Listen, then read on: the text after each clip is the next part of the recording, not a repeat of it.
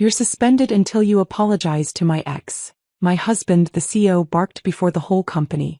Laughter filled the room. My face burned, but I only said, all right. The next morning he sneered, finally learned your place? Then he noticed my desk, empty, my badge gone, and legal storming in, trembling. Sir, what have you done? I still remember the exact moment I realized I'd become invisible in my own company. It was at the Spring Tech Expo 3 months before everything fell apart. Nathan stood on stage under bright lights, talking about our revolutionary security framework to a packed auditorium. He gestured dramatically, his voice confident and practiced. The audience ate it up. Investors leaned forward. Journalists scribbled notes. Me. I was standing backstage, watching through a gap in the curtain, holding the backup presentation file on a USB drive in case his laptop failed. Just in case. Always just in case. Before we continue, I want to thank you for being here. If you believe hard work deserves recognition, please consider subscribing. It's free and helps us reach more women who need this. Now let's see what happened next.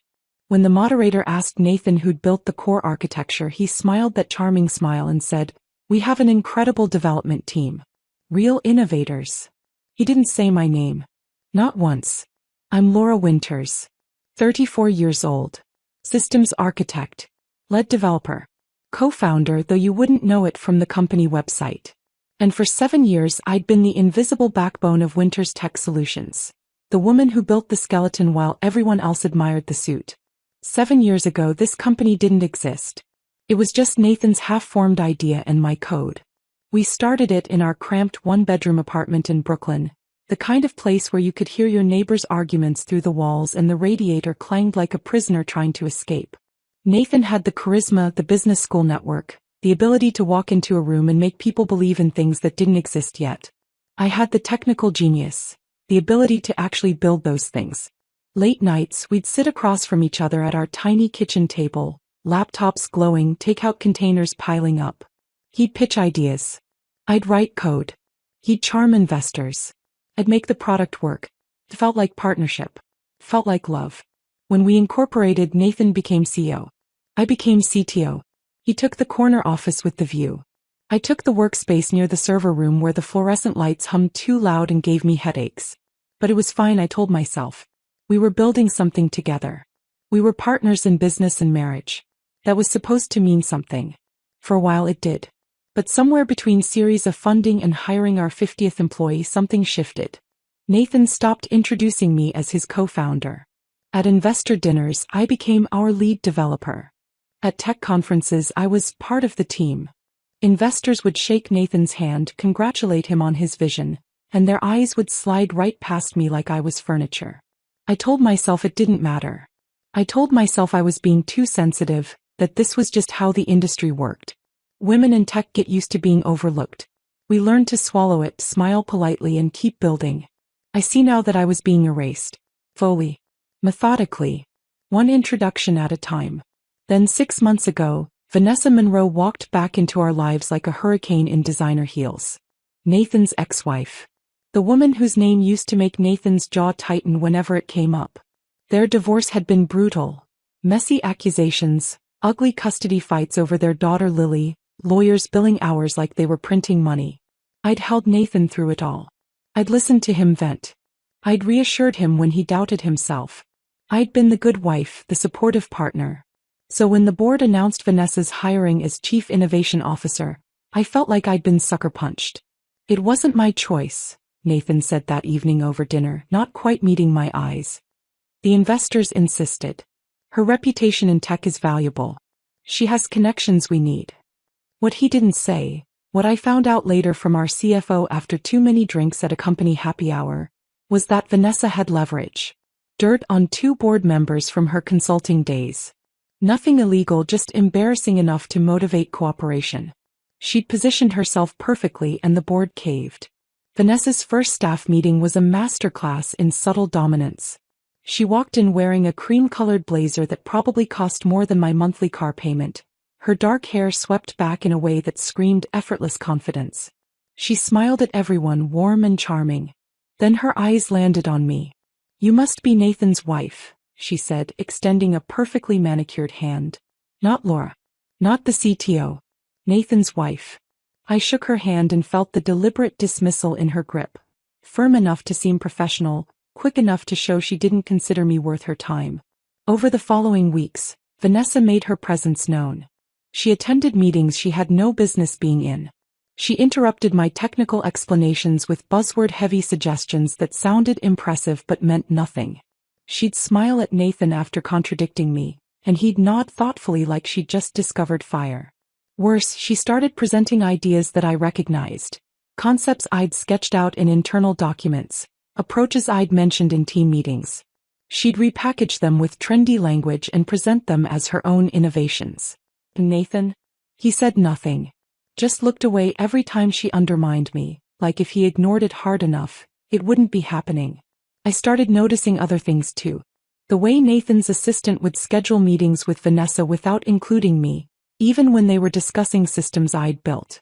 The way Nathan came home later and later, always with some excuse about investor calls or board prep. The way he'd check his phone constantly at dinner, smiling at messages he wouldn't share. 3 months ago everything came to a head. Vanessa launched what she called her revolutionary security redesign. A flashy, buzzword-stuffed proposal that looked amazing in PowerPoint and would have been a catastrophe in reality. The board loved it. Nathan championed it. And over my explicit warnings about architectural vulnerabilities, they greenlit the implementation. 2 weeks later, we nearly had a data breach that would have exposed client information for 3 Fortune 500 companies. Alarms went off at 2 a.m. I got the emergency call. Not Nathan. Not Vanessa. Me. For 6 straight weeks after that, I lived at the office. 18-hour days became my normal. I rebuilt what Vanessa had broken line by line, fixing vulnerabilities while simultaneously maintaining the systems that kept the company running. I missed dinners. I missed sleep. I survived on cold coffee and the kind of exhaustion that makes your bones ache. Meanwhile, Nathan attended galas with Vanessa. I saw the photos on the company's Instagram, the two of them smiling at charity auctions, posing with local tech celebrities, looking like the perfect executive team. The captions praised their visionary leadership. My name wasn't mentioned once. When I finally fixed everything, when I'd prevented the breach and rebuilt the security framework to be stronger than before, I waited for acknowledgement. Thank you. Maybe even a bonus for saving the company from a multi-million-dollar disaster. Instead there was silence. Nathan came home late one night, smelling like Vanessa's perfume, that expensive floral scent I'd started associating with sleepless nights and suppressed anger. He mumbled something about an investor dinner and fell asleep without asking how I was, without noticing the dark circles under my eyes or the way my hands shook from too much caffeine and too little rest. That's when I started wondering if I was still a partner in this marriage and company, or just someone useful. A tool. A means to an end. That Tuesday morning started like any other. Nathan kissed me goodbye without looking up from his phone. Big meeting today, he muttered, already halfway out the door. I assumed he meant the merger discussion we'd been preparing for. I dressed carefully that morning. Navy blazer, white blouse, my favorite heels. The outfit that made me feel professional and confident. I walked into the conference room expecting quarterly results, maybe some strategic planning. Instead, I found Nathan at the podium with Vanessa standing beside him like a co-conspirator. The air felt wrong immediately. Heavy. Charged with something hostile. My assistant Rachel caught my eye for a split second, then looked away fast. Too fast. That's when I knew. Something bad was coming. Nathan's voice cut through the room like a blade. Before we discuss Q3 results, I need to address a personnel matter. And then he looked directly at me. 200 pairs of eyes turned in unison. I felt my stomach drop, that awful sensation of free fall with no ground in sight. I didn't know it yet, but this was the moment everything would change. The moment I'd stop being invisible. The moment I'd stop letting them erase me. But first I had to let them think they'd won. Nathan's voice carried across the conference room with practiced authority, each word landing like a gavel strike. It's come to my attention that unprofessional behavior has created a hostile work environment in our development division. He paused for effect. The room held its breath. Laura, you're suspended from all projects until you issue a formal apology to Vanessa. The silence shattered into 100 whispered conversations. Heads swiveled toward me like I was a defendant awaiting sentencing. Someone's chair scraped against the floor. A laptop closed with a soft click. The woman from marketing actually gasped. My face burned, but not from shame. From fury so white-hot I could feel it radiating through my skin. I hadn't yelled at Vanessa. I hadn't thrown anything or made a scene. 3 days ago, during a client presentation, she'd stood up and claimed credit for the adaptive encryption model. My asterisk model, the one I'd spent 9 months developing and documenting. She'd smiled at the clients and said, "This innovative approach is something I've been pioneering." I'd waited until after the meeting, kept my voice level, said simply, "Actually, that's based on my framework from 2019. The documentation is time-stamped." Nathan had been standing right there. He'd seen Vanessa's face flush. He'd heard her fumble for a response. And instead of backing me up, he'd glared at me like I'd committed some unforgivable act of betrayal. Like correcting the record was somehow worse than stealing credit. Now he was punishing me for it. Publicly. In front of 200 employees. Vanessa sat in the front row, examining her manicured nails with studied disinterest. But I caught the slight upturn at the corner of her mouth. She was enjoying this. She'd probably suggested it. I wanted to scream. To stand up and tell everyone exactly what Vanessa had done, what Nathan had allowed, how I'd been erased and undermined for months while I held this company together with code and caffeine. I wanted to demand they look at the timestamps, the commit logs, the documented proof of everything I'd built. But I knew better. Corporate politics has rules. Emotion makes you look unstable. Anger makes you look unprofessional. Fighting back in the moment makes you the villain, not the victim. The person who stays calm wins. The person who controls the narrative survives. So I did something Nathan clearly hadn't expected. I smiled. Small. Controlled. The kind of smile that doesn't reach the eyes. All right. One word. Clean. Simple. Final. The whisper stopped dead. Nathan's confident expression flickered. Just for a second, confusion crossed his face, followed by something that looked almost like irritation. He'd wanted resistance. He'd staged this whole performance expecting me to argue, to defend myself, to give him justification for the humiliation. I gave him compliance instead. The worst kind, the kind that offered no satisfaction. Vanessa's smile faltered too. She glanced at Nathan, then back at me, her eyes narrowing slightly. She'd expected tears. Trauma. Maybe even an outburst she could use as further ammunition. I gave her nothing. I stood slowly, deliberately, and gathered my tablet from the table. My hands were steady. My breathing was controlled. I looked like someone accepting a reasonable request, not someone whose husband had just publicly destroyed her in front of the entire company. Then I walked toward the exit. My heels clicked against the marble floor in a steady rhythm. Click, click, click. Each step measured and deliberate, like a metronome counting down to something none of them could see yet. Behind me, the whispers started again, quieter now, confused. Did she just agree? She's not even fighting back. Maybe she actually did something wrong? I heard Vanessa's soft laugh, breathy and triumphant. The sound scraped against my spine, but I didn't turn around. I wouldn't give her the satisfaction of knowing she'd gotten under my skin. The conference room doors closed behind me with a soft whoosh, sealing off the noise.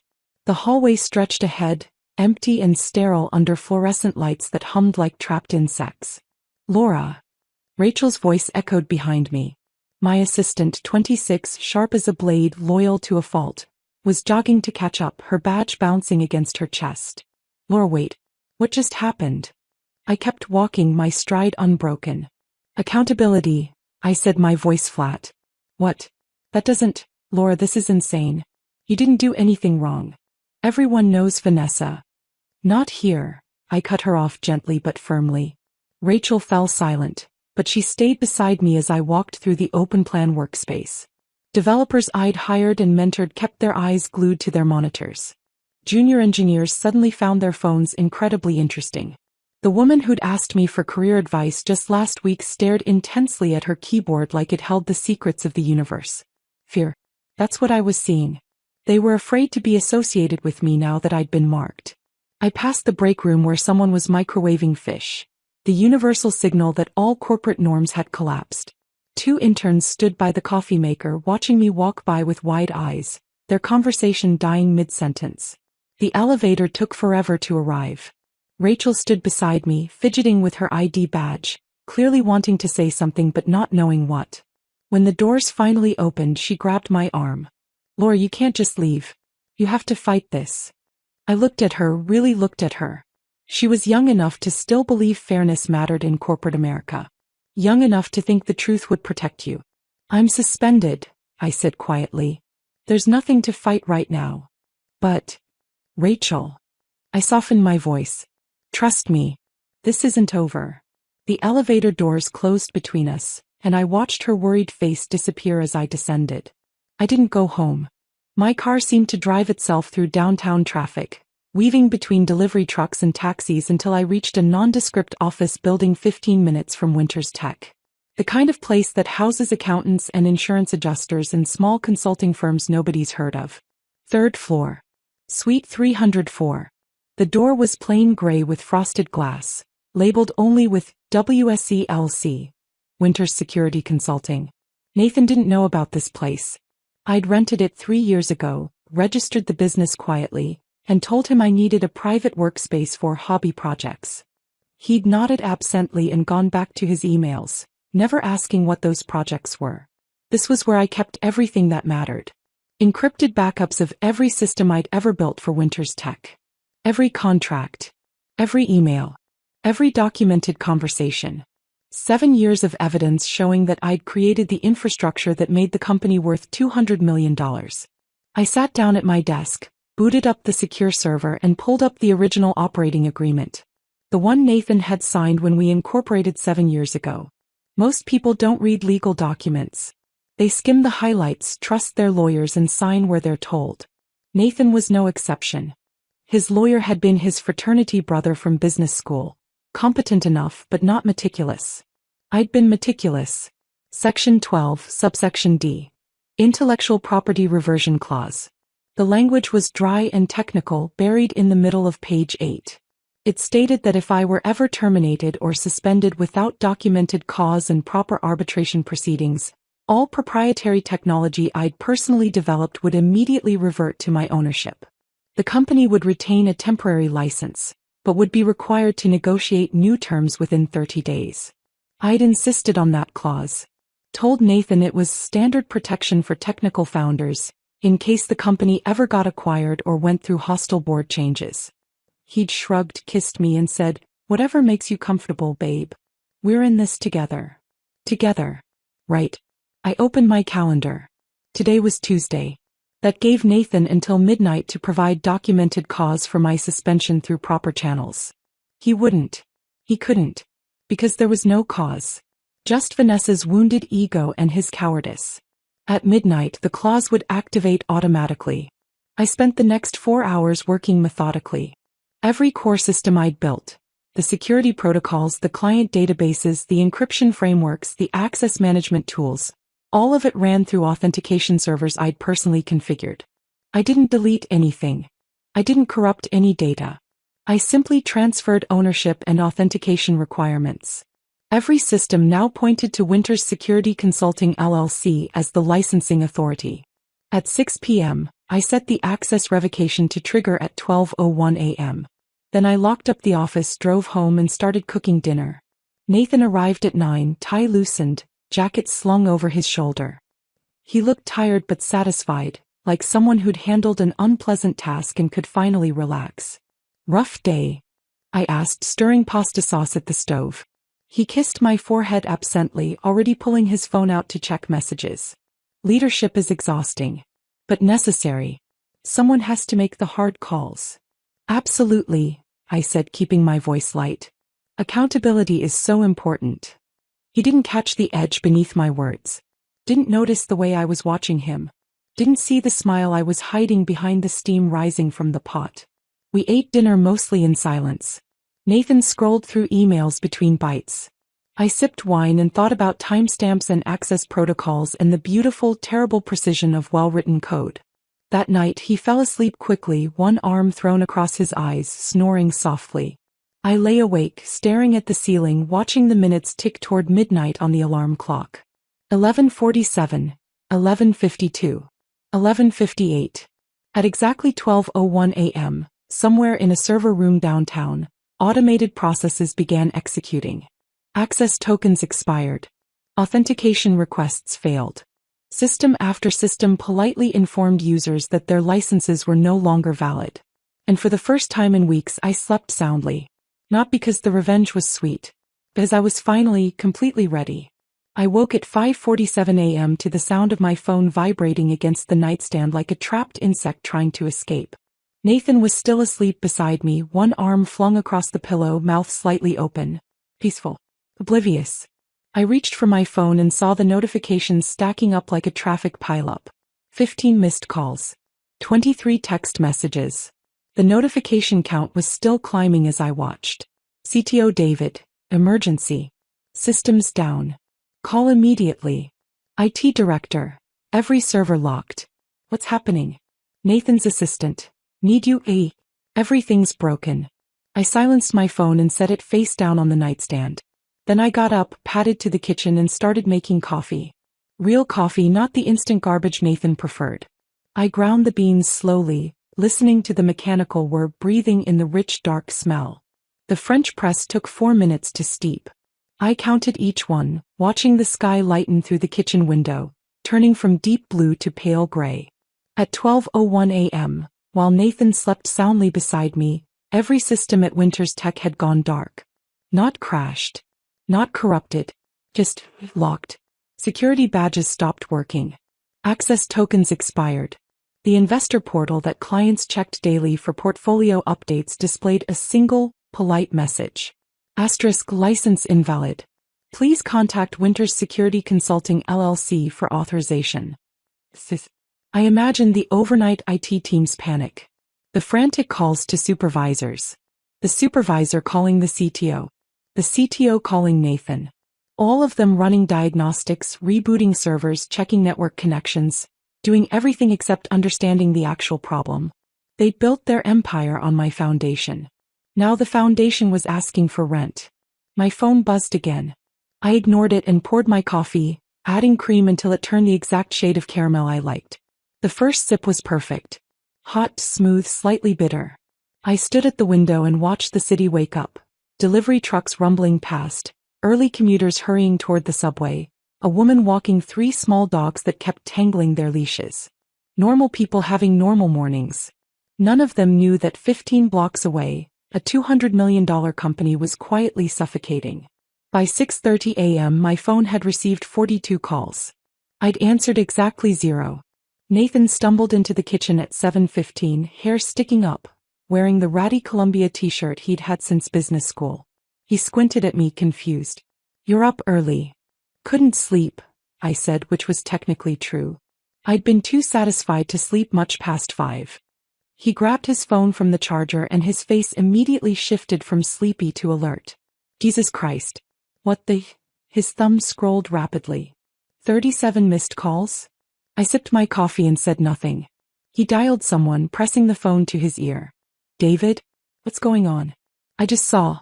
He paused, listening. His face cycled through confusion, irritation, then something darker. What do you mean the systems are locked?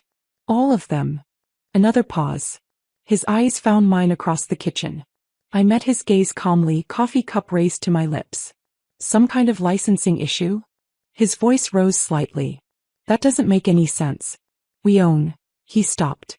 Realization was starting to dawn, slow and terrible. I'll be there in 20 minutes. Get legal on this. Now. He hung up and stared at me. Did you know about this? About what? I asked innocently. The systems. Everything's down. IT says there's some kind of licensing error, but that's impossible because we own everything. He stopped again, the pieces finally clicking together in his sleep-deprived brain. Laura. What did you do? I set my coffee cup down gently. I didn't do anything, Nathan. The systems are working exactly as designed. They're just asking for proper authorization. What are you talking about? You should probably call Margaret, I said. Your lawyer. This seems like a legal question. His jaw clenched. Laura, if you sabotaged company systems.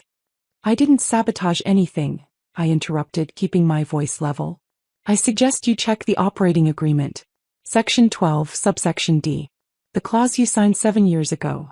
He stared at me like I was speaking another language. Then he turned and stalked toward the bedroom, already dialing another number. I finished my coffee in the quiet kitchen, rinsed the cup and got dressed. Navy blazer. White blouse. The same outfit I'd worn to yesterday's humiliation. But today it felt different. Today it felt like armor.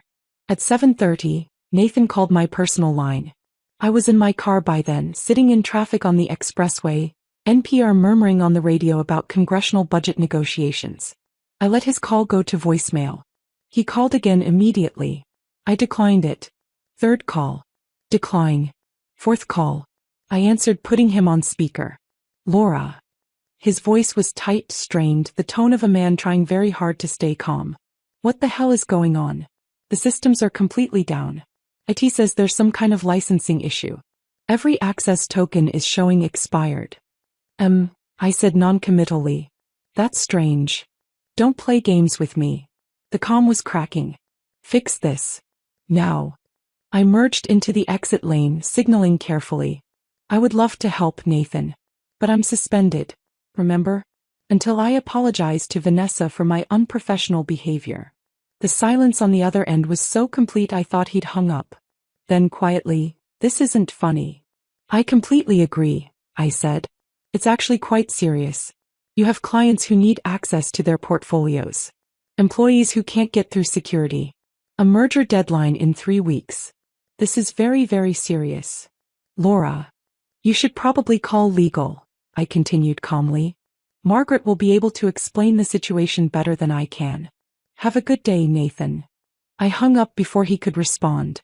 My hands were steady on the steering wheel. My heartbeat was calm, measured. This was power, and it felt like breathing after being underwater for too long. I arrived at Winters Tech at 8 a.m. exactly. The lobby was absolute chaos.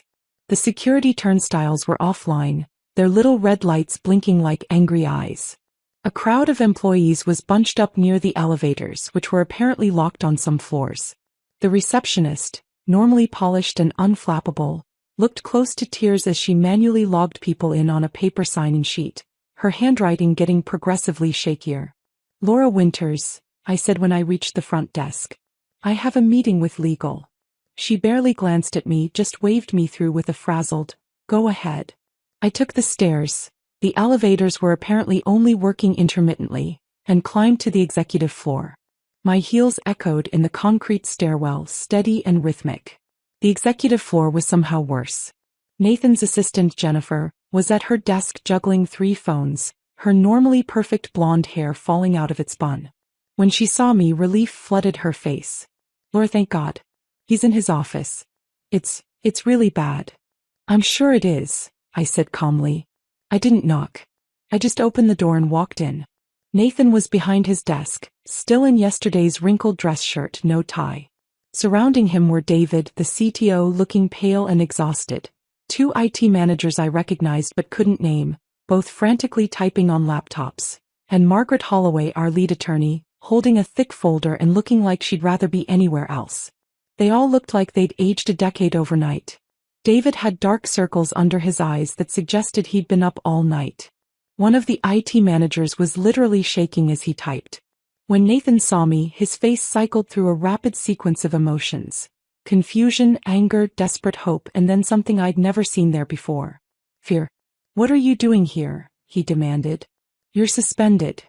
I set my bag down on the chair by the door and kept my voice calm, professional. I'm here as a vendor. Margaret called me. Every head in the room swiveled toward Margaret. She stepped forward, holding the folder like it contained evidence of a murder.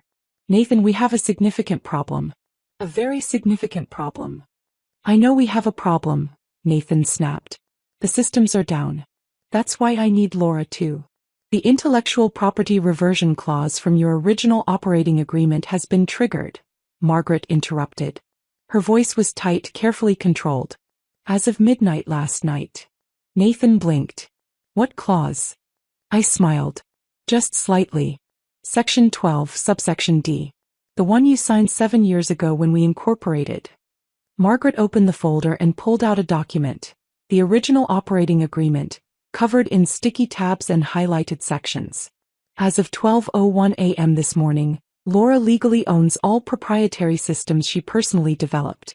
Every security protocol. Every encryption framework. Every database architecture. Without her explicit authorization, the company cannot operate. The blood drained from Nathan's face so quickly I thought he might actually faint. That's impossible, he whispered. It's notarized, Margaret said. Time-stamped. And according to 3 different attorneys I consulted at 6 this morning, completely ironclad. David made a strangled sound. You're saying Laura owns our entire infrastructure? Not exactly, Margaret corrected. She owns the intellectual property. The company has a temporary license that expired when she was suspended without documented cause and proper arbitration proceedings. Nathan turned to me, voice rising. You can't do this. This is extortion. Actually, I said calmly, I didn't do anything. You did. When you suspended me publicly without cause, without documentation, and without following the arbitration process outlined in the operating agreement. Margaret nodded. She's right. The suspension triggered the clause automatically. Nathan's face shifted from white to red. You planned this. I prepared for this, I corrected. There's a difference. His hands were shaking. Actually shaking. Do you have any idea what you've done? We have the Caldwell merger in 3 weeks. We have clients who need access. We have. I know exactly what you have, I interrupted. The question is, what are you going to do about it? The room went silent. Even the IT managers stopped typing. Nathan looked around desperately, at David, at Margaret, at the IT team. No one was coming to his rescue. No one had a solution. Finally, his shoulders sagged. What do you want? I picked up my bag and walked toward the conference table, settling into a chair like I was attending any normal meeting. Let's discuss terms. Nathan lunged forward, hands slamming against the conference table hard enough to make the laptops jump. Fix this. Now. I didn't flinch. Didn't blink. Just looked at him with the same calm expression I'd give a stranger asking for directions. I'd be happy to help, I said evenly. My consulting rate is $15,000 per day, plus a seat on the board, full reinstatement with back pay, and a public apology acknowledging my contributions to the company. The room went so quiet I could hear the ventilation system humming overhead. You're insane, Nathan breathed, his voice somewhere between disbelief and rage.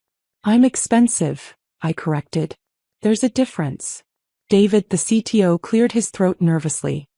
He looked like he'd been awake for 36 hours straight, which he probably had. Sir, with all due respect, if we don't resolve this by noon, we miss the Caldwell merger deadline. That's $40 million. Plus breach of contract penalties. We're looking at total exposure of. I know what we're looking at. Nathan snapped, cutting him off. But I could see it happening. The slow, terrible realization spreading across his face like ink in water. He was cornered. Completely, utterly cornered. He turned back to me, jaw clenched so hard I heard his teeth grind. Fine. Whatever you want. Just fix the systems. I pulled out my phone, opened my notes app and began typing. Not quite. I also want Vanessa's resignation. Effective immediately. Escorted out by security within the hour. His eyes widened. Absolutely not. I looked up from my phone, meeting his gaze directly. Then I guess you'll be rebuilding your entire security infrastructure from scratch. Should only take 3, maybe 4 years. Assuming you can find someone with my skill set who's willing to reverse engineer everything without documentation. I paused, letting that sink in. Good luck with that merger, though. Nathan opened his mouth, closed it, opened it again. He looked like a fish gasping on dry land. One of the IT managers, the younger one with the nervous habit of cracking his knuckles, spoke up quietly. She's right, sir. Without the source documentation, we'd be starting from zero. Every client integration, every security protocol, every. I get it, Nathan interrupted sharply. Margaret, who'd been standing off to the side watching this entire exchange like a referee at a boxing match, stepped forward and leaned close to Nathan's ear. She whispered something I couldn't hear, but I watched his face shift from rage to something closer to despair. He pulled away from her and slumped back into his chair, suddenly looking much older than his 42 years. What do you really want, Laura? His voice was quiet now, stripped of the earlier bravado. Almost pleading. I sat down across from him, folding my hands on the table. I want what I built. Not a licensing agreement. Not consulting fees. Ownership. You want the company? He sounded genuinely shocked. Just the tech division, I clarified. You can keep your CEO title. Keep your corner office with the city view. Keep doing whatever it is you do at those investor galas. But I own the systems. I get 40% equity in the company. And I report directly to the board, not to you. Not to anyone else. Just the board. The silence that followed was absolute. David looked stunned, his mouth slightly open. The IT managers had stopped pretending to work and were just staring. Margaret had pulled out her laptop and was already typing, her fingers flying across the keys. Nathan stared at me like he was seeing me for the first time. Like the woman sitting across from him was a stranger wearing his wife's face. You planned this, he whispered. I prepared for this, I corrected. There's a difference. You created the situation. I simply protected myself from it. Before he could respond, Margaret's phone buzzed. She glanced at the screen, frowned, and stepped toward the door. Excuse me one moment. She opened the door and spoke quietly to someone in the hallway. When she turned back, her assistant, a sharp young woman named Kimberly, followed her in, looking flustered and worried. Ma'am, I'm sorry to interrupt, but we have another situation. Kimberly's voice was tight. It's urgent. Margaret gestured for her to continue. Vanessa Monroe submitted a patent application last week.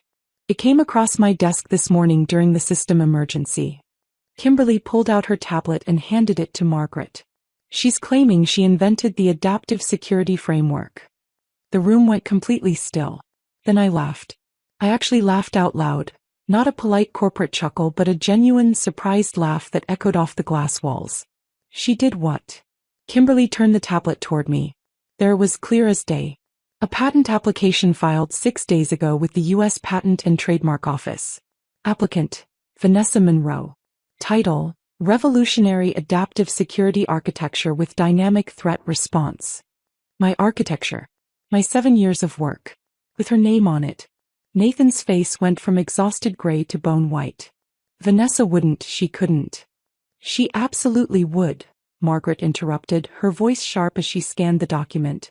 And she did. This constitutes fraud and intellectual property theft. If this had gone through, the company would own nothing. Vanessa would own everything. I reached into my bag, the one I'd brought specifically for this moment, and pulled out my laptop. I opened it calmly, navigated to a secure folder and turned the screen toward Margaret. Fortunately, I said, I have timestamped code commits going back 7 years. Every single version, every iteration, every design decision documented and stored in multiple encrypted repositories. I also have design documents, email threads, internal memos, and meeting notes. All of it predates Vanessa's involvement by, I glanced at the patent filing date, approximately 6 years and 11 months. Margaret's expression shifted from panic to something that looked almost like admiration. She pulled the laptop closer, scrolling through the directory structure. You documented everything. I'm thorough, I said simply. David leaned over to look at the screen. That's the entire development history. Every branch, every merge, He looked at me with new respect. You kept records of everything. I'm a systems architect, I said. Documentation is literally part of my job description. Nathan was still staring at the patent application on Kimberly's tablet. His hands were shaking slightly. Why would she? What was she thinking? She was thinking she could steal my work and sell it to the highest bidder after she left, I said flatly. Or leverage it to force the company to give her more equity. Either way, she saw an opportunity and took it. Margaret was already on her phone. I'm calling outside counsel. We need to file an immediate challenge to this patent application and potentially pursue criminal charges. Wait, Nathan said hoarsely. Criminal charges? Against Vanessa? She committed fraud, Margaret said bluntly. Filed a false patent application with stolen intellectual property. That's a federal crime, Nathan. If we don't pursue it aggressively, we look complicit. I watched the reality settle over him. The woman he'd defended, the woman he'd chosen over me in meeting after meeting, had just tried to steal the company's most valuable asset. Nathan looked at me, his voice barely above a whisper. What do you want? I leaned forward, holding his gaze. Full ownership of the tech division. 40% equity in Winters Tech Solutions. A seat on the board with voting rights. And Vanessa Monroe escorted out of this building by security within the hour. Her resignation letter signed and submitted before she leaves. He opened his mouth to argue. Margaret cut him off before he could speak. She has all the leverage, Nathan.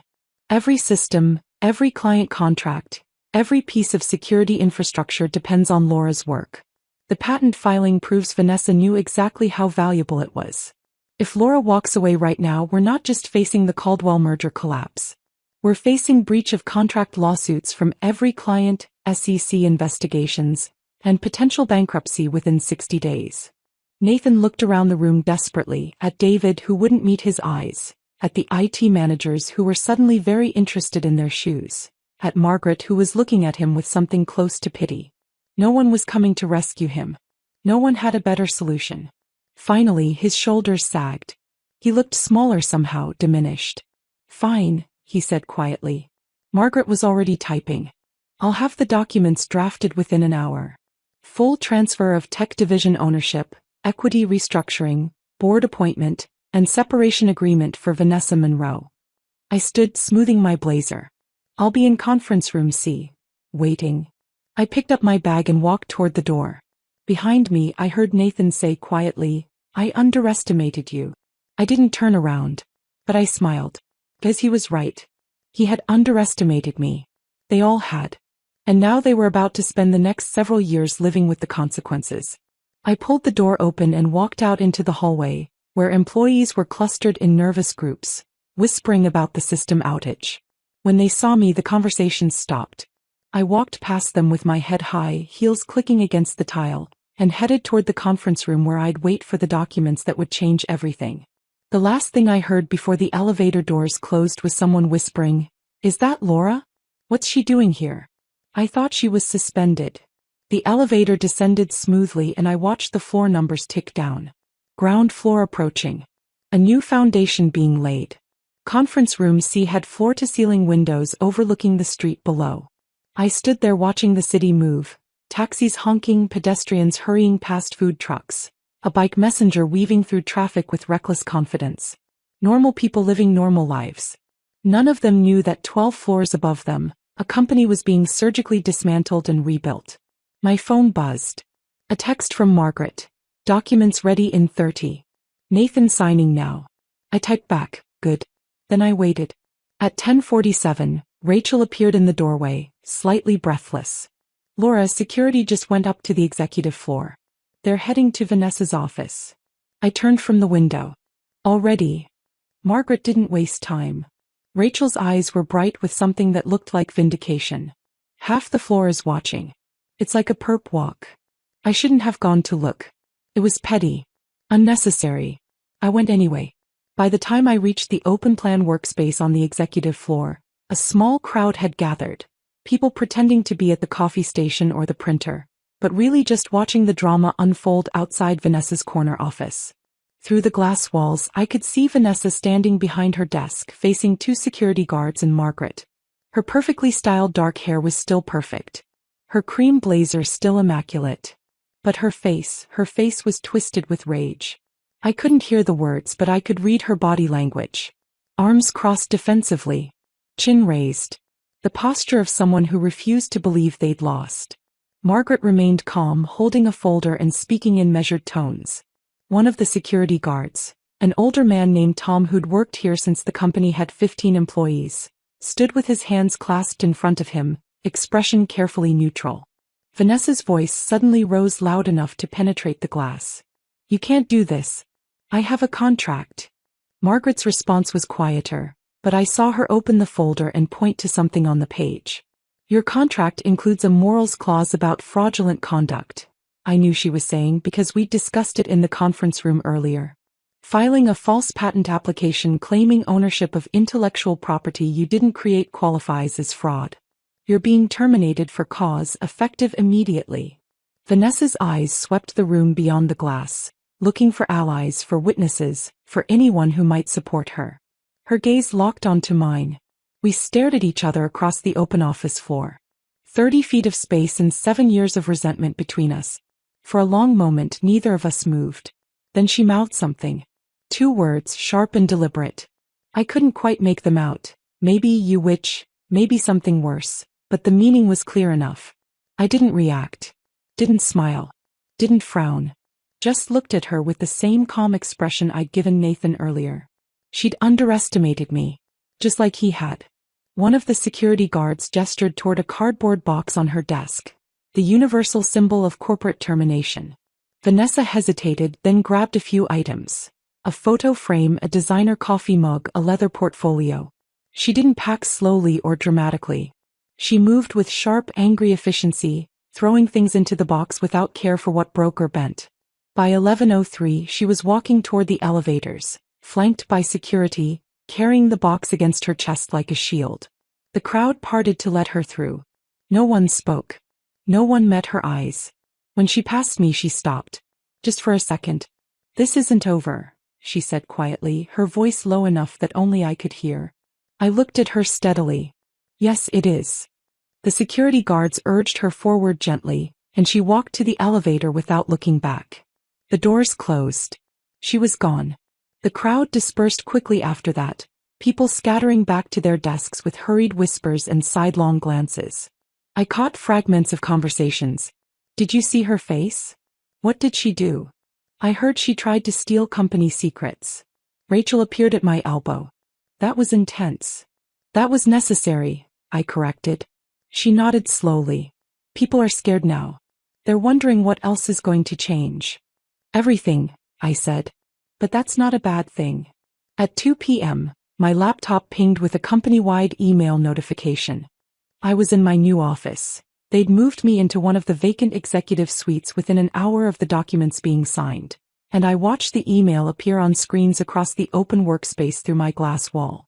From Nathan Winters. Subject: Leadership Announcement. Team. Effective immediately, Laura Winters is promoted to Chief Technology Officer and Board Director. Her contributions to this company have been invaluable, and we are grateful for her continued leadership in advancing our mission. Please join me in congratulating Laura on this well-deserved recognition. Best, Nathan.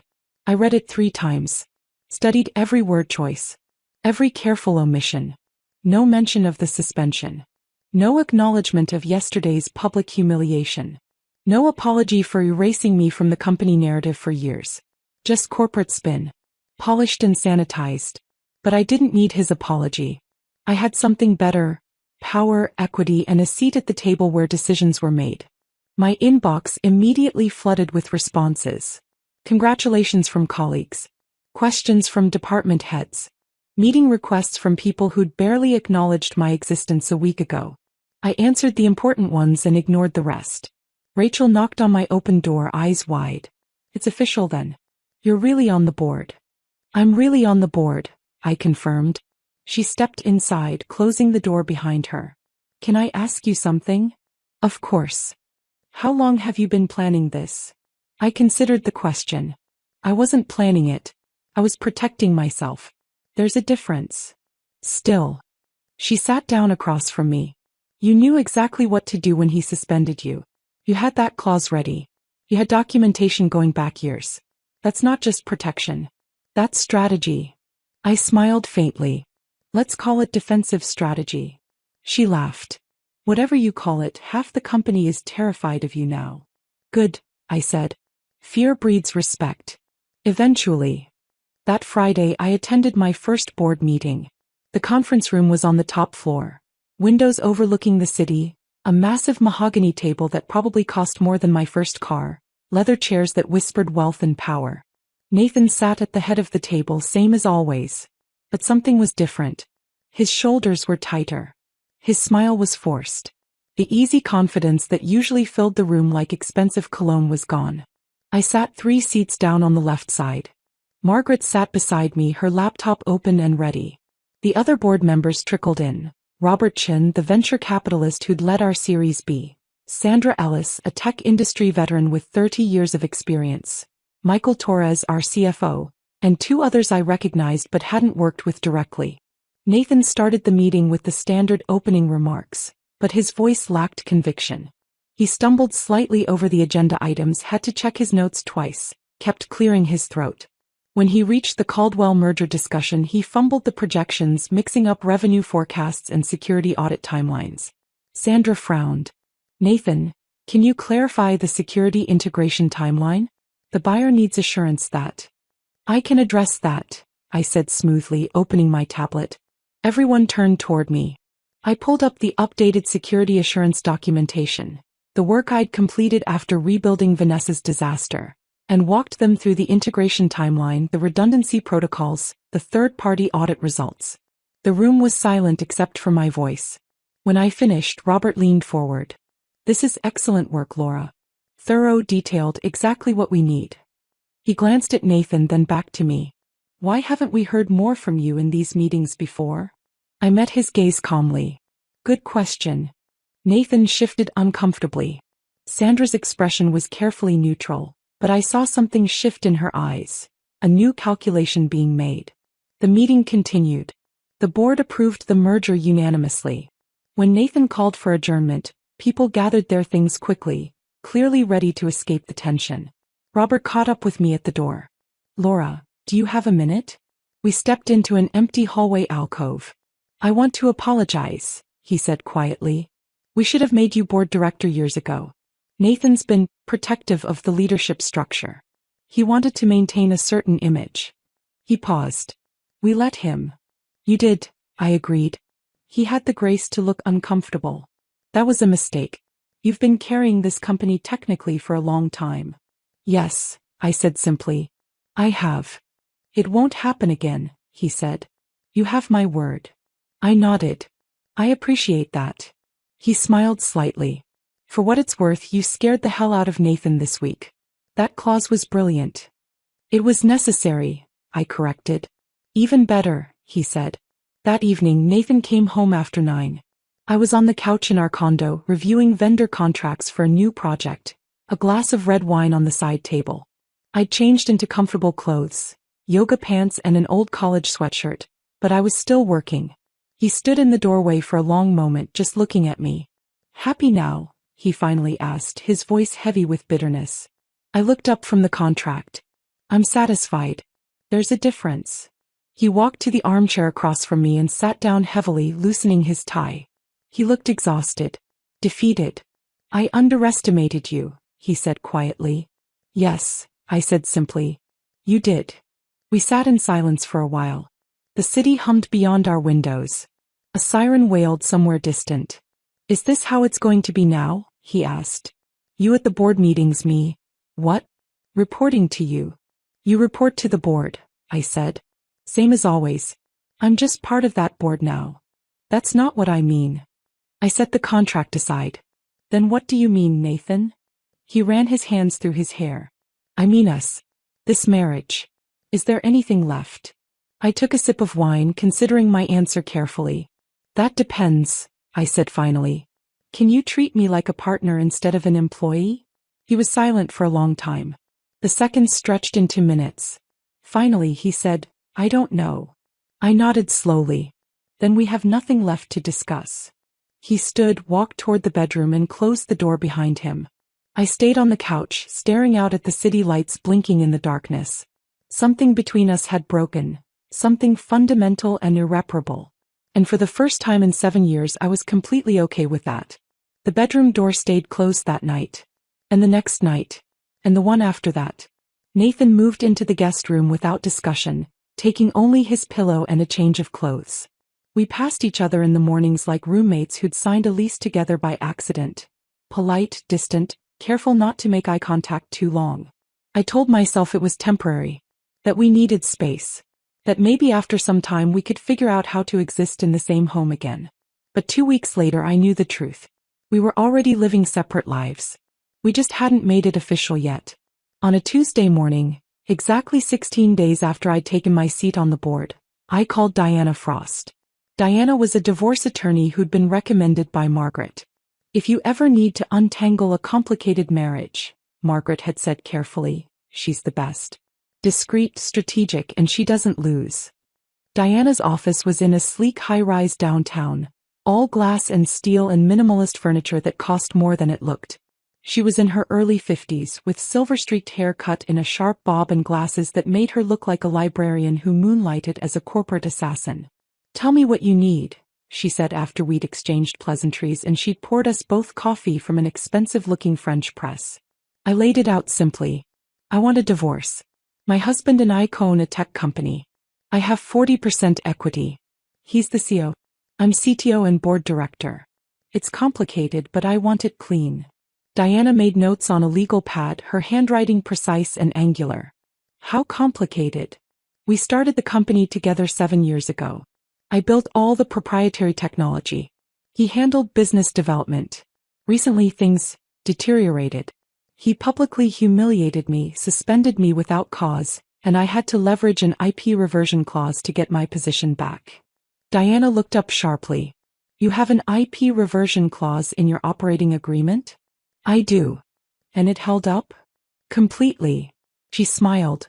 The kind of smile a chess player gives when they realize their opponent just made a fatal mistake. Then you have significant leverage. He can't push you out. He can't buy you out without your consent. You own the foundation the company is built on. I know, I said. But I don't want to destroy him. I just want what's fair. Diana set down her pen. Fair is exactly what we'll get. But Laura, in my experience, fair often looks like victory to the person who's been underestimated for too long. Are you prepared for that? I thought about it. About Nathan's face when he'd realized what I'd done. About Vanessa being escorted out by security. About sitting at the board table and finally being heard. Yes, I said. I'm prepared. Nathan received the divorce papers on a Thursday. I was in my office reviewing vendor contracts when Rachel buzzed me. Nathan's here. He doesn't have an appointment, but he's asking to see you. I glanced at my calendar. I had 20 minutes before my next meeting. Send him in. Nathan walked through the door looking like he hadn't slept in days. His tie was loosened, his shirt wrinkled, his eyes red-rimmed. He closed the door behind him carefully, like he was afraid it might shatter. Laura. His voice was hoarse. Please. Can we talk about this? I gestured to the chair across from my desk. Sit. He sat and suddenly he looked smaller than I'd ever seen him. Diminished.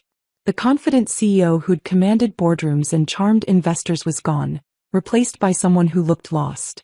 I know I screwed up, he said quietly. The meeting, Vanessa, all of it. But we can fix this. We can go to counseling. I can change. Just, don't do this. I folded my hands on my desk. Nathan, I'm not doing this to punish you. Then why? Because somewhere along the way you stopped seeing me as your equal. You stopped introducing me as your partner and started treating me like an employee you could discipline when I didn't perform to your expectations. He flinched. I never meant. It doesn't matter what you meant, I interrupted gently. It matters what you did. For years you let Vanessa undermine me. You stood by while investors ignored me. You took credit for work I did and acted like my contributions were just expected. Like I was supposed to build the infrastructure while you collected the accolades. I didn't see it that way. I know, I said. That's the problem. He was silent for a long moment, staring at his hands. What do you want from me? A clean split, I said. You keep the CEO title. I keep my equity and full control of the tech division. We remain co-owners, but we work independently. We don't have to be enemies, Nathan. We just can't be married anymore. His voice was barely a whisper. Is there anything I can do to change your mind? I thought about that question. Really thought about it. Can you honestly tell me you see me as your equal? I asked. Not as my wife. Not as the person who built the tech. As your equal partner in every sense of the word. He opened his mouth. Closed it. Looked away. That was answer enough. I didn't think so, I said softly. He stood slowly like his joints hurt. I'll have my lawyer contact Diana. Thank you. He walked to the door, then paused with his hand on the handle. For what it's worth, I really did love you. I know, I said. But love isn't enough when there's no respect. He left without another word. The divorce was finalized 3 months later. It was surprisingly amicable as far as high-asset divorces go. Nathan didn't fight me on the equity split or the tech division control. He didn't drag it out with endless motions and counter-motions. Diana suspected he knew he couldn't win. He's smart enough to recognize when he's outmatched, she said during one of our final meetings. And honestly, I think part of him knows you're right. That makes it easier. We divided our assets with surgical precision. I kept the downtown condo, the 2-bedroom with the balcony overlooking the city that I'd always loved. Nathan kept the house in the suburbs, the 4-bedroom colonial with the yard and the garage he'd insisted we needed for the future. We sold the vacation property in Vermont, the cabin we'd bought 3 years ago with dreams of weekend getaways that never happened because Nathan was always too busy with investor meetings. We split the proceeds down the middle. The retirement accounts, the investment portfolios, the art collection, all of it divided with mathematical fairness. On the day we signed the final papers, we met in a conference room at Diana's office. Nathan's lawyer was there too, a quiet man named Stephen who mostly just reviewed documents and nodded. The notary walked us through the signatures, her voice professionally neutral. Sign here. Initial here. Date here. 23 pages of legal jargon reducing 7 years of marriage to bullet points and asset divisions. When it was done, Nathan looked at me across the polished conference table. His eyes were sad but clear. I really did love you, you know. I met his gaze. I know. But love isn't enough when there's no respect. He nodded slowly, understanding finally settling into his expression. I'm sorry it took me this long to see that. Me too. We shook hands, formal final. The notary witnessed it like it was just another business transaction. And maybe that's all it was anymore. The first month after the divorce was strange. I'd lived with Nathan for 7 years. First in the cramped Brooklyn apartment, then in progressively nicer places as the company grew. I'd gotten used to the sound of him moving through our space, the way he left coffee cups on the counter, the particular rhythm of his breathing when he slept. Coming home to silence was disorienting at first. But slowly I started to reclaim the space as mine. I rearranged the furniture, moving the couch away from the wall so it faced the windows instead of the TV. I painted the bedroom walls a soft gray blue that Nathan had always vetoed as too cold. I hung art I'd bought years ago but never displayed because he'd called it too abstract or too modern. I bought new sheets, soft white linen that felt like sleeping in a cloud. I replaced his heavy blackout curtains with sheer ones that let the morning light filter through. Little by little, the condo stopped feeling like our space and started feeling like my space. At work, I threw myself into leading the tech division with a clarity I hadn't felt in years. I hired 3 new senior developers. I launched 2 projects that had been stuck in committee for months. I reorganized the team structure to reward innovation instead of seniority. Employees who'd once avoided me in the hallways now stopped to ask questions, to pitch ideas, to seek my input on decisions. Rachel became my right hand, managing schedules and priorities with fierce efficiency. You're different now, she said one afternoon as we reviewed project timelines. More, I don't know, present. I'm not carrying as much weight, I said. The divorce. Among other things. She nodded. For what it's worth, I think you made the right call. You seem happier. I considered that. I think I am. One evening about 6 weeks after the divorce was finalized, I stood on my balcony with a glass of wine, watching the sun set over the city. The sky was painted in shades of orange and pink, the buildings silhouetted against the fading light. For the first time in years, maybe for the first time since Nathan and I had gotten married, I felt light. Not happy exactly. Not yet. But light. Free. Like I'd been carrying a weight so long I'd forgotten it was there, and now someone had lifted it off my shoulders. I was alone. But I wasn't lonely. I was whole. And that, I realized, was worth more than any marriage certificate. The balcony became my thinking space. Every evening after work, I'd stand there with a glass of wine or a cup of tea, watching the city transition from day to night.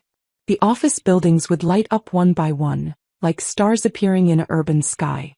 I'd watch the traffic patterns shift, the rush hour chaos giving way to the quieter rhythm of evening. It was during one of these moments, about 6 months after the divorce was finalized, that I realized something had fundamentally changed. I wasn't just surviving anymore. I was building. The tech division had become the crown jewel of Winters Tech Solutions. In the 6 months since I'd taken full control, we'd grown from 32 employees to 57. I'd hired aggressively, not the safe, credentialed candidates that HR usually pushed, but young, hungry developers with unconventional backgrounds. The kid who'd taught himself to code in high school and never bothered with college. The woman who'd left a PhD program because she wanted to build things instead of theorize about them. The former gaming developer who saw security vulnerabilities the way chess masters see checkmates 3 moves ahead. They were brilliant, ambitious, and they trusted me in a way they'd never trusted Nathan. We launched 2 new products that quarter. The first was an AI-driven threat detection system that learned from attack patterns in real time, adapting faster than any manual security protocol. We called it Sentinel Watch. Within 2 weeks of launch, we had 12 enterprise clients signed on, including 2 Fortune 100 companies. The second was a blockchain-based data verification platform that made it virtually impossible to tamper with audit trails. Perfect for financial services, healthcare, any industry where data integrity was critical. We called it Chainproof. Both products were immediate hits. Tech publications ran features. Industry analysts upgraded our company ratings. Clients who'd been lukewarm suddenly wanted meetings. At the next board meeting, Robert leaned back in his chair and said, "Laura, your division is carrying this company. We need to talk about expansion." I'd been waiting for this. I pulled up a presentation I'd prepared. I have some ideas. For the next 20 minutes, I walked them through my vision. Opening a West Coast office, hiring specialized teams for different verticals, potentially acquiring a smaller security firm to expand our capabilities. The board members listened intently, asked smart questions, nodded at the right moments. Nathan sat at the far end of the table, silent. His CEO title felt increasingly ceremonial. He still managed day-to-day operations, HR issues, facility management, vendor negotiations, but I was the one driving growth. I was the one bringing in new revenue. It was a complete reversal of our original dynamic, and neither of us had quite anticipated how strange it would feel. After the meeting, Sandra pulled me aside. "That was impressive. You've really come into your own." "Thank you," I said. "Between you and me," she lowered her voice, "the board's been discussing succession planning. He's struggling. We may need to make some changes in the next year." I nodded slowly. "I understand." He studied my face. "How would you feel about that?" "It's not personal," I said. "It's what's best for the company." She smiled. "Good answer." 2 weeks later, my assistant buzzed me during lunch. "Laura, there's a Marcus Lin on the line. He says you don't know him, but he's hoping you'll take the call." I didn't recognize the name. "What company?" "Sentinel Systems." I'd heard of them. A small but promising cybersecurity startup making waves with some innovative authentication protocols. "Put him through," I said. Marcus Lin had a voice that matched his reputation. Confident, direct, no wasted words. "Ms. Winters, thank you for taking my call. I'll be brief. I've been following your work for the past 2 years. The security framework you built is the best I've seen in the industry. I'd like to discuss a partnership." "What kind of partnership?" I asked.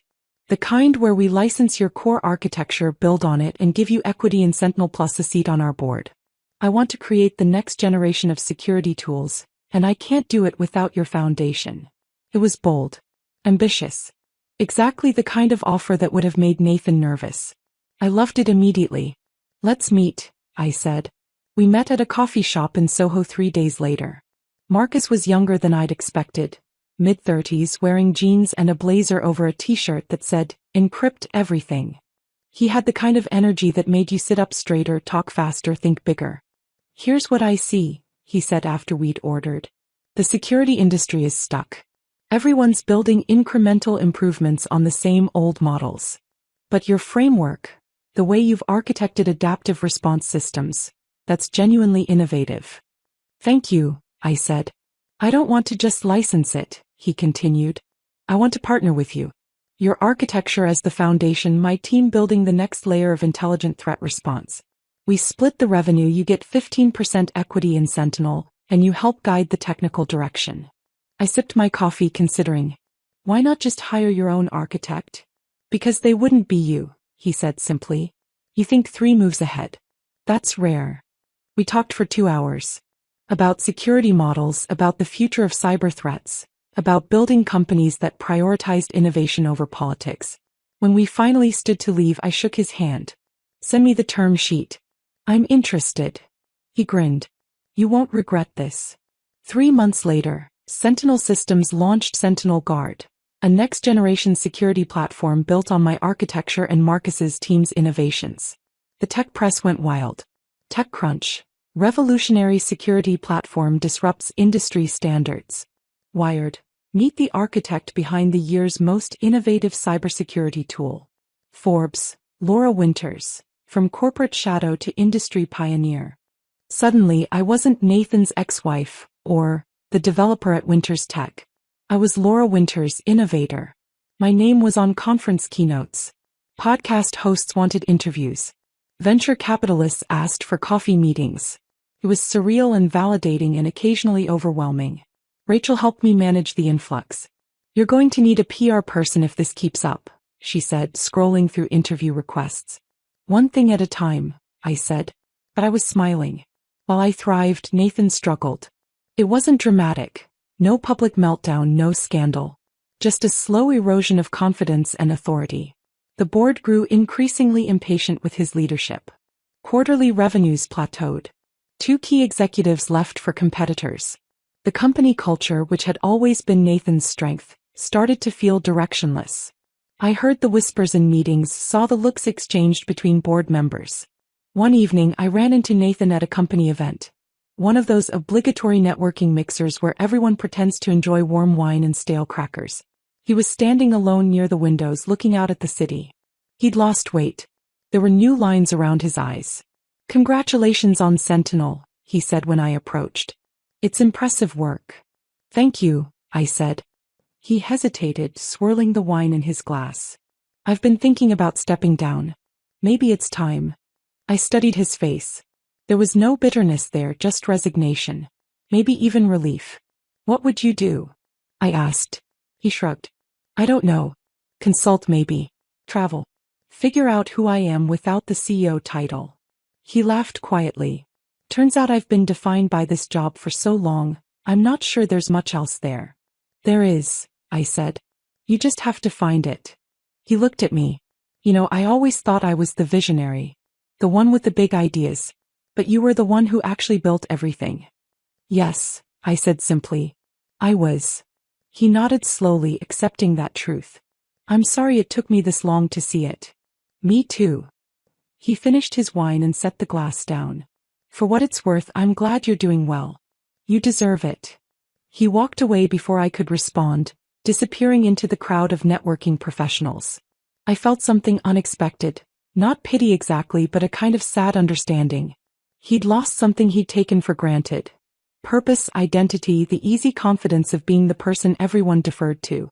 And there was no getting it back. A year after the divorce, I stood in my new office at Sentinel Systems. Corner suite. 20th floor. Panoramic view of the city from a different angle. Winters Tech Solutions was stable. Nathan had stepped down 3 months ago, and the board had hired an outside CEO. A woman named Patricia Hoffman with 20 years of operational experience. I remained CTO and board director with my 40% equity, but I wasn't there every day anymore. My real passion was Sentinel. Marcus and I had built something extraordinary. Our team was small but brilliant. 23 people who could code circles around companies 10 times our size. We were working on projects that felt genuinely innovative, not just incremental improvements. Rachel had followed me to Sentinel, taking a role as my chief of staff. "Wherever you go, I go," she'd said. "You're the best boss I've ever had." One evening, she stopped by my office as I was reviewing code. "You look happy," she said. I glanced up. "I am." "Any regrets?" I thought about the question. About the years I'd spent being invisible, building Nathan's empire while my name disappeared from the story. About the public humiliation, the clause I'd had to activate, the marriage that had crumbled. "No," I said finally. "I regret the years I wasted being small. But not what I did to change it." She nodded. "Good. Because you're kind of a legend now. People in the industry talk about you the way they talk about the greats." I laughed. "I'm just getting started." And I meant it. Because building something that was truly mine, working with people who saw my value, creating technology that mattered. This was what I'd always wanted. I just had to lose everything to find it. Rachel left my office that evening and I stayed late the way I often did now. Not because I had to, but because I wanted to. The city lights stretched out below me like a circuit board, Each window a connection point in a vast network of lives and ambitions. Somewhere out there people were building things, breaking things, starting over. I was one of them now. Not the woman in the background. Not the invisible architect. Just Laura Winters. Building her empire. 2 years after everything had imploded, after the suspension, the clause activation, the divorce, I attended a tech conference in Austin. It was one of those massive industry events where everyone wore branded hoodies and expensive sneakers, where panel discussions ran simultaneously across 4 ballrooms, where the coffee was surprisingly good and the networking was aggressively optimistic. I was there as a keynote speaker. Building resilient security architectures in an AI-driven world. The room had been packed, standing room only, and the questions afterward had been sharp and engaged.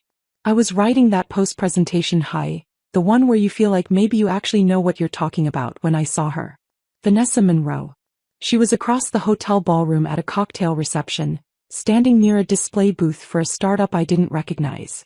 She looked polished as always, tailored dress, perfect hair, but there was something strained around her eyes. A tightness that hadn't been there before. I watched her present to a small group gathered around the booth. Her gestures were animated, her smile bright, but I could read the desperation underneath. The startup was struggling. Anyone who'd been in the industry long enough could see it. After her presentation, the small crowd dispersed quickly. She was left standing alone, adjusting materials on the display table with slightly too much focus. I should have walked away. Should have gotten another glass of wine and found Marcus to debrief the day. Dad, I walked over. Vanessa. She turned, and for a split second genuine surprise crossed her face. Then her professional mask slid into place. Laura. Her voice was cool, controlled.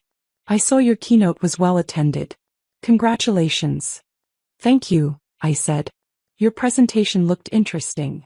We stood there in that awkward space where 2 people who'd once been enemies try to figure out if they're still fighting. Finally, she said, I underestimated you. I took a sip of my wine. Yes, you did. For what it's worth, she continued, her voice quieter now, Nathan underestimated you too. We both did. I know. She studied me for a moment and I saw something shift in her expression.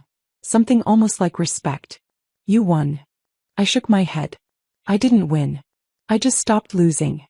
She smiled faintly, a real smile this time, not the polished corporate version. There's a difference? A big one. She nodded slowly, then extended her hand. For what it's worth, I'm sorry. About the patent filing. About the way I treated you. You were better than I gave you credit for. I shook her hand. Apology accepted. She picked up her bag from the display table. I should go. My flight's early tomorrow. Good luck with the startup, I said. Thanks. I'll need it. She walked away, disappearing into the crowd of conference attendees in their startup t-shirts and venture capital confidence. I watched her go and felt nothing. No anger. No satisfaction. Not even the hollow victory I might have expected. Just indifference. He was part of my past. And I was done looking back. Around that same time I started seeing someone.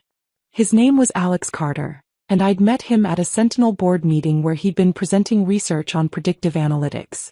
He was a data scientist, brilliant, thoughtful, with the kind of mind that found patterns where others saw chaos. He was also refreshingly uncomplicated. On our 3rd date over Vietnamese food at a tiny restaurant in the East Village, he said, "Can I ask you something?" "Sure. You're kind of intimidating. You know that, right?" I laughed, nearly choking on my spring roll. "Is that a problem?" He smiled, eyes crinkling at the corners. "No. It's attractive. I spent too many years dating people who needed me to be less so they could feel like more. It's nice being with someone who doesn't need that." I set down my chopsticks. "What made you think I don't need that?" "Because you already know who you are," he said simply. "That's rare. And kind of amazing." For the first time in years, maybe for the first time ever, I felt like someone saw me. Not as a threat. Not as competition. Not as someone to manage or diminish or compete with. Just as a partner. We took things slow. There was no rush, no pressure to define what we were or where it was going. I'd learned the hard way that some things can't be forced, that real partnership requires space to breathe. He asked about my work because he was genuinely interested, not because he wanted to take credit. He celebrated my successes without feeling diminished by them. When I traveled for conferences, he didn't sulk or demand reassurance. He just said, "Have a great trip," and meant it. It was so different from my marriage to Nathan that sometimes I had to remind myself this was actually how it was supposed to feel. One quiet Sunday morning, about 3 years after the suspension that had changed everything, I sat at my desk with a cup of coffee and a blank piece of paper. I don't know what prompted it. Maybe it was seeing Vanessa and realizing how far I'd come. Maybe it was the contentment I felt with Alex. Maybe it was just time. I started writing a letter. Not to send. Not to anyone specific. Just to process. To close a chapter. Dear Laura, you're going to build something incredible. And someone you trust is going to try to take it from you. It will hurt. You'll question everything, your worth, your choices, your voice. You'll lie awake at night wondering if you're too sensitive, too demanding, too difficult. You'll make yourself smaller trying to fit into spaces that were never designed for you. But here's what I need you to know. You are not invisible. You never were. You were just surrounded by people who needed you to be small so they could feel big. When the moment comes, and it will come, trust yourself.